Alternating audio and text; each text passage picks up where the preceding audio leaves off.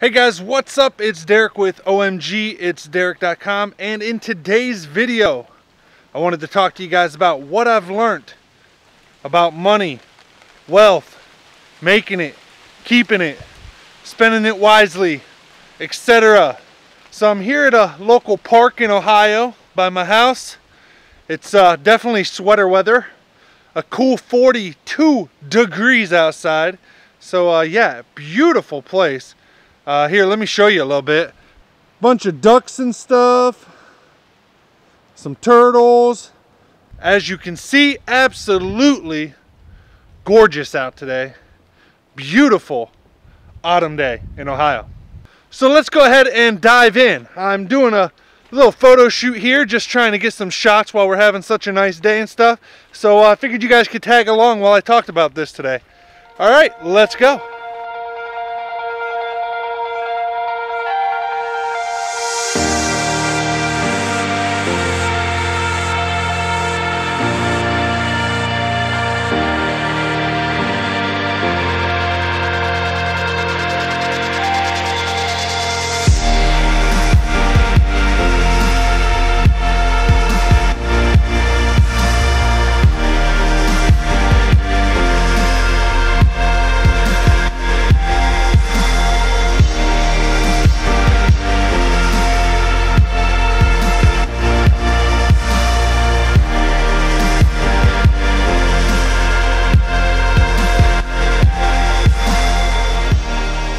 So one of the biggest problems when it comes to money and wealth is that a lot of us were not taught by the school systems anything about wealth. We're taught about math, we're taught about physics, we're taught about all these different subjects in school, but wealth building and money is not really ever discussed unless you were lucky enough to have an economics class. Now, I'm not faulting the schools for this. I'm not saying it's teachers' faults. There's only so much they can teach, and I don't think it's teachers' jobs and schools' jobs to teach you everything you need to know in life. I think some of that responsibility lies with parents. But unfortunately, a lot of us weren't taught by our parents either the skills of money and the skills of wealth building. So I hope to kind of share with you guys in today's videos a lot of the different tools, techniques, and knowledge that I've gained over the years of studying how to build wealth and how to create more money in your life so that you can do more of the things that you want to do. I remember the first time I was introduced to the concept of wealth building and making money. And that was actually back in high school, not through the normal curriculum of, the normal high school curriculum, but because I actually got in trouble for smoking cigarettes on school property one day and got in-school suspension. And it was in that in-school suspension class that there was a teacher that, as one of the assignments in in-school suspension, she gave us a worksheet in which we had to, do research on different companies, pick stocks that we wanted to invest in. We had a cap of $10,000 to invest, and then she later gave us the results of how those companies did over the years, and we could see whether we gained money or lost money on that. And that was one of the first examples that I remember that then started me on this process of trying to learn as much as I could about money and wealth building. I believe that was in my 11th grade year, so my junior year of high school. And I'm extremely thankful, believe it or not, that I got in-school suspension and that this was something I started to learn. So after learning that, after kind of getting my my palate a little wet with that knowledge, I then started reading books on wealth building, money management, things like that, and over the years have just continued to increase my knowledge in this field. And again, I just hope that I can pass that on to you and help you kind of learn that some yourself. All right, so let's go ahead and continue on, get some more pictures and stuff of this gorgeous fall day. Ducks, animals, see what we can capture today. And yeah, bring you guys along, teach you guys what I know. Let's roll.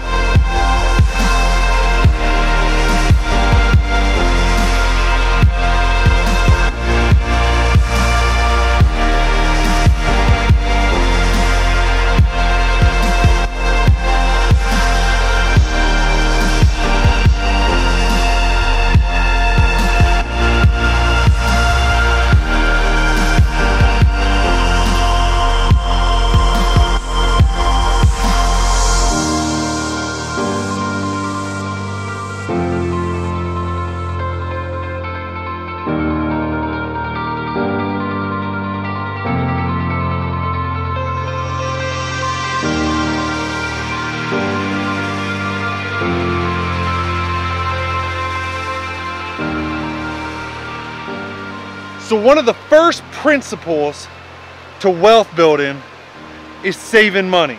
I know. It's so simple, it's mind-blowing. But seriously, the first step to wealth building is saving part of your income. So how much is that? Well, a lot of experts say 10%. Personally, when I started doing it, I started saving 20% of my income and putting it away. The reason I decided on 20% is just with the rate of inflation and how things work in today's economy. To me, 20% felt like a safer bet. So instead of saving 10%, I started saving 20% of my income. Now you might be saying, okay, but what if I'm trying to pay down debt? What if, I have $15,000 in credit card debt and I'm trying to pay that down?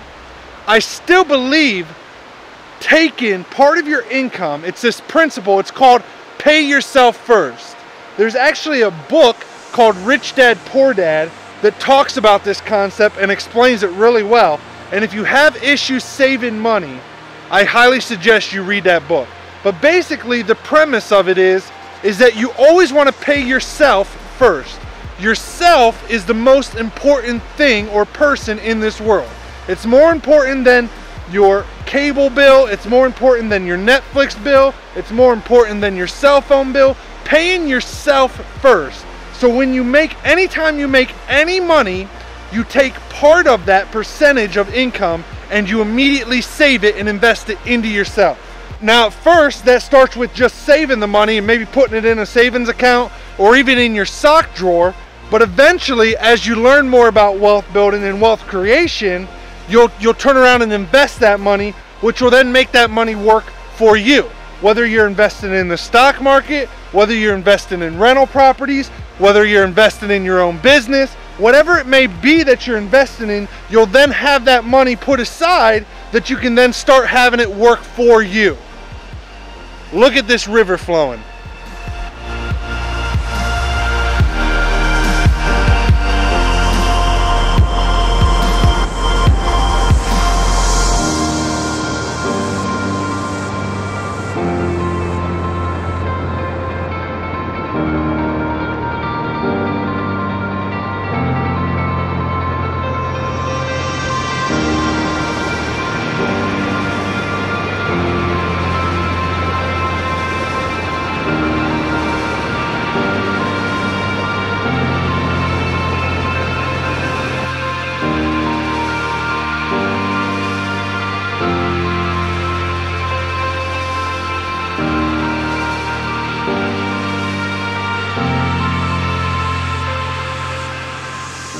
All right, so I know what you're saying now. Okay, I gotta save 20% of my income. I gotta pay off these bills. So what do I need to do? Again, this is so simple that it's mind-blowing, but it's how it works. You have to learn to live below your means. Now this is crazy. I know this is all simple stuff, but we just don't do it as humans for whatever reason. And I myself did not do this for years. But if you want to save money and you want to pay down debt, you have to learn to live below your means. Once you start living below your means, that means if you don't need the newest cell phone, don't get the newest cell phone. If you don't need Netflix, get rid of Netflix. If you don't need cable, you gotta be absolutely relentless if you really want to get out of debt and you really want to start saving money. You have to live below your means. If you can afford those things, great. If you can't, you got to give them up right now. I'm not preaching don't get your favorite coffee to keep you happy in the day. What I am preaching though is that if you continue to do those things, to buy things you don't need, you will never get ahead. It's when you realize you can't afford those things right now, you pull back, get your debt paid off, you start saving money, and then before you know it, you have more money for those things. And it's just getting in that habit of living below your means. And once you start doing that, you should then be able to realistically, hopefully, and this may not be true for everybody, but you're then able to start saving 10%. If you can't do the full 20, at least start saving 10% of your income immediately. Pay yourself first. The second thing is then you start taking 20% of your income and you start paying it towards your debt. Once you get your debt paid off, or if you can afford it, then increase your savings from 10% to 20%. Then, whatever money you have left over, you can spend however you want. If you want Netflix, get Netflix. If you want the best cable package there is, get the best damn cable package there is. You want the newest, greatest cell phone, get it. As long as it's within your budget. As long as you're saving that 20% and you have no debt, spend the rest of your money on whatever you want to do, and you'll still get super far ahead of everybody else in the world just from doing those things. Because the sad fact is, the majority of Americans, the majority of probably people in the world, is that they're not saving even 10% of their income, let alone 20%.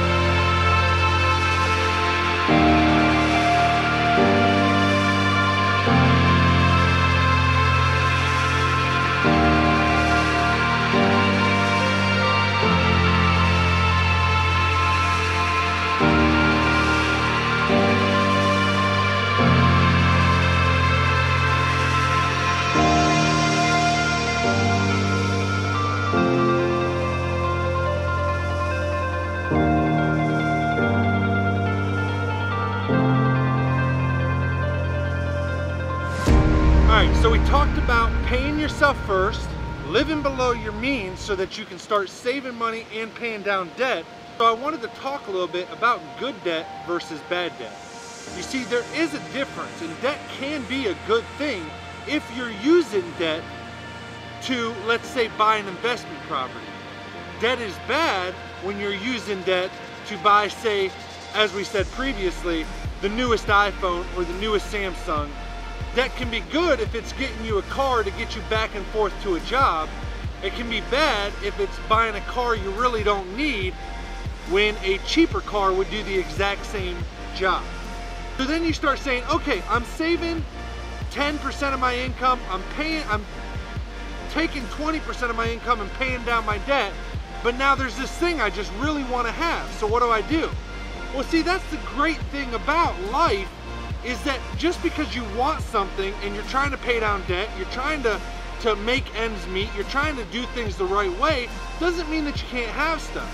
You just gotta learn to be creative, and instead of taking that income and not saving your money or not paying down your debt, and instead buying what it is that you want, try to come up with a way you could earn the money to buy that thing. Extra on top of your normal job or the normal income you make from your business, whatever that may be. So for example, I work a normal job in which I make $100,000 a year.